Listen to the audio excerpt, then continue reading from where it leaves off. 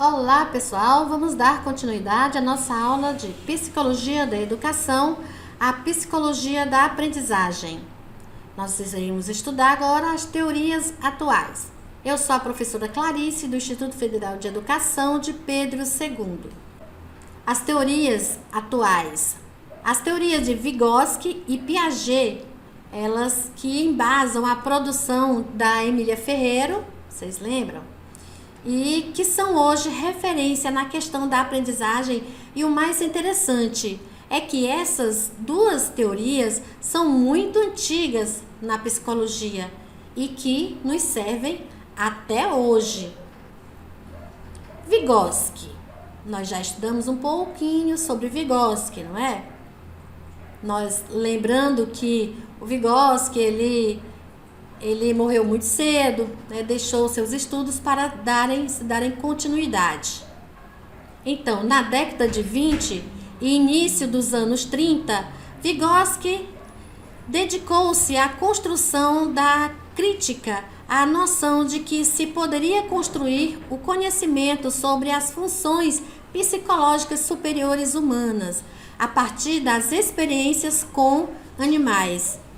Ele criticou também as concepções que afirmavam serem as propriedades intelectuais dos homens, resultando da maturação do organismo, como se o desenvolvimento estivesse predeterminado e o seu afloramento vinculado apenas a uma questão de tempo. Concepção de Vygotsky. Alguns pontos da concepção de Vygotsky vale a pena ser sistematizados. Vamos lá. Os fenômenos devem ser estudados em movimento e compreendidos como em permanente transformação. Na psicologia, isso significa estudar o fenômeno psicológico em sua origem e no curso do seu desenvolvimento. A história dos fenômenos é caracterizada por mudanças qualitativas e quantitativas. Assim, o fenômeno psicológico transforma-se no decorrer da história da humanidade e, nos processos elementares, tornam-se complexos. O sistema de signos, a linguagem escrita, o sistema numérico, ele é pensado como um sistema de instrumentos dos quais foram criados pela sociedade ao longo da história. Esse sistema muda a forma social e o nível de desenvolvimento cultural da humanidade. Para Vygotsky, a aprendizagem sempre inclui relações entre as pessoas e a relação do indivíduo com o mundo está sempre mediada pelo outro.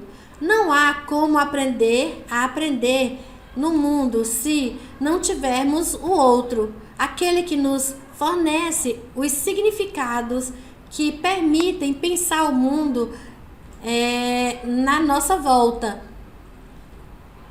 Para Vygotsky, o desenvolvimento é um processo que se dá de fora para dentro. E no processo de ensino-aprendizagem que ocorre a apropriação da cultura e, consequentemente, o desenvolvimento do indivíduo. Zona do desenvolvimento proximal. Bom, a partir dessas concepções, Vygotsky construiu um conceito de zona do desenvolvimento proximal, referindo-se às potencialidades da criança que podem ser desenvolvidas a partir do ensino sistemático. A zona de desenvolvimento proximal é a distância entre o nível do desenvolvimento real, que se costuma determinar através da solução independente de problemas pela criança, e o nível de desenvolvimento potencial, determinado pelas soluções de problemas sob a orientação de um adulto ou em colaboração com um companheiro. Olha só. Aqui no gráfico tem o que eu posso aprender sozinho, né? E aí vem a zona do desenvolvimento, que é o quê? né? Os outros aprendizados é o que eu posso aprender com ajuda, que essa é a zona do desenvolvimento proximal, né? Aqui vão ser usados o quê? Tecnologias, ferramentas, formas de motivação para que a pessoa queira esse aprendizado. E aqui, bem mais ao redor, é o que está além do alcance, o que ainda não dá para ser aprendido. Vocês entenderam? Ora, segundo Vygotsky, a escola pensa a criança e planeja o ensino de forma retrospectiva para considerar como condição para a aprendizagem o nível do desenvolvimento já conquistado pela criança. No seu entender, a escola deveria invertir esse raciocínio a pensar o ensino das possibilidades que o aprendizado já obteve antes, né? A aprendizagem é, portanto, um processo essencialmente social que ocorre na interação com os adultos e colegas, como vocês estão vendo aqui, né? O que eu posso aprender? Bom, ele produziu uma extensa obra entre 1918 e 1980. Procurou explicar o aparecimento de inovações, mudanças e transformações no percurso do desenvolvimento intelectual, assim como nos mecanismos responsáveis por essa transformação. Sua teoria é classificada como construtivista. Para Piaget, a formação das operações cognitivas no homem está subordinada a um processo geral de equilibração para o qual tende o desenvolvimento cognitivo como um todo. O homem, dotado de estruturas biológicas, herda uma forma de funcionamento intelectual, ou seja, uma maneira de interagir com o ambiente que o leva à construção de um conjunto de significados. A interação desse sujeito com o ambiente permitirá a organização desses significados em estruturas cognitivas. Durante a vida, serão vários os modos de organização dos significados, marcando diferentes estágios do desenvolvimento. A cada estágio corresponderá a um tipo de estrutura cognitiva que permitirá formas diferentes de interação com o meio.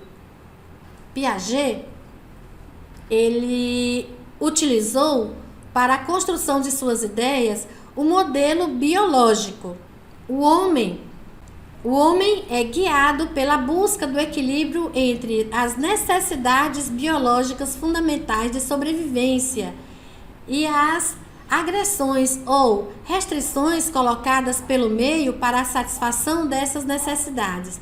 Nessa relação, a organização, enquanto capacidade do indivíduo de condutas seletivas, é um mecanismo que permite ao homem ter condutas eficientes para atender às suas necessidades. Isto é, a sua adaptação envolve a assimilação e acomodação numa relação indissociável.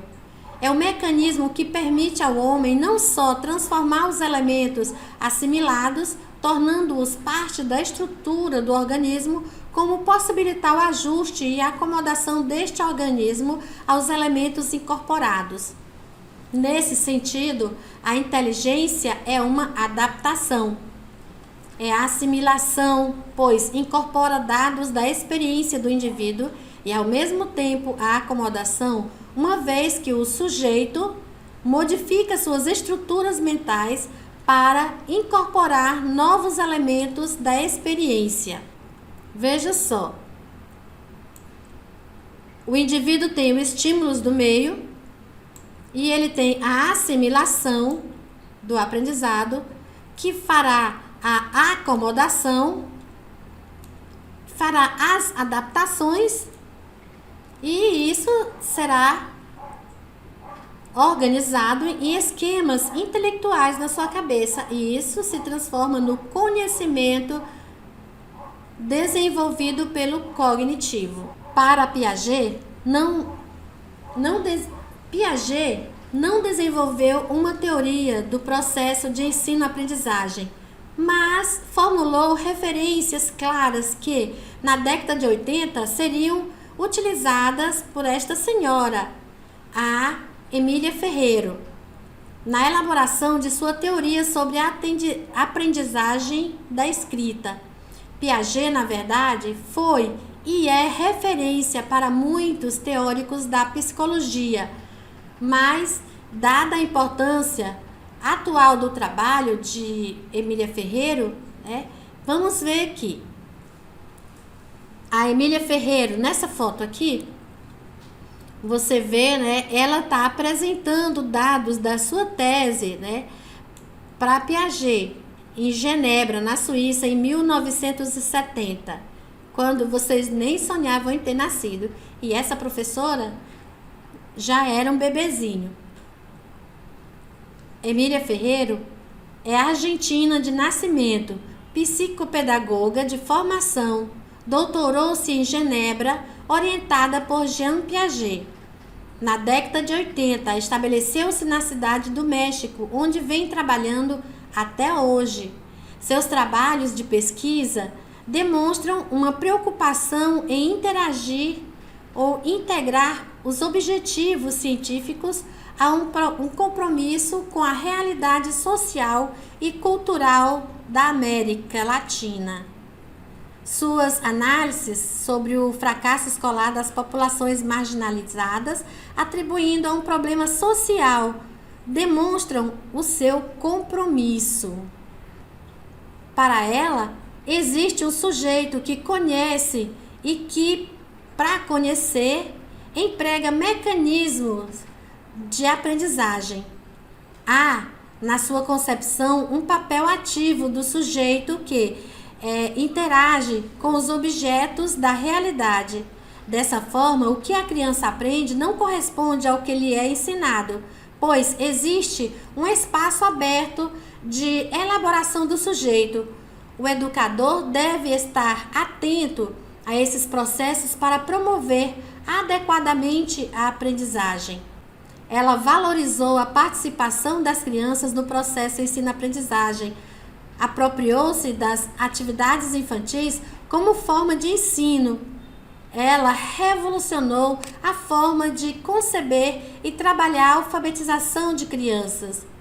Ela criou aquele processo, de observar na criança se a criança estava na fase silábica alfabética, pré-silábico, Então, de acordo com o que a criança ia se expressando, ela poderia saber em qual etapa estava a criança para poder colocar atividades que desenvolvam a criança para além daquele processo, daquela parte em que ela já está, para que ela possa ter um salto na sua aprendizagem.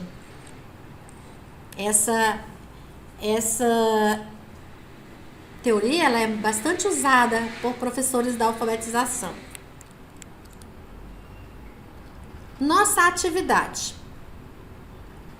O que você vai fazer? Você vai produzir um resumo do capítulo estudado, a Psicologia da Aprendizagem, do livro da Bock, 2000, seguindo os pontos descritos lá na atividade proposta na plataforma de estudo. Lá tem os pontos, que você vai seguir apenas para uma orientação, para que você não faça um resumo superficial, para que você faça um resumo bem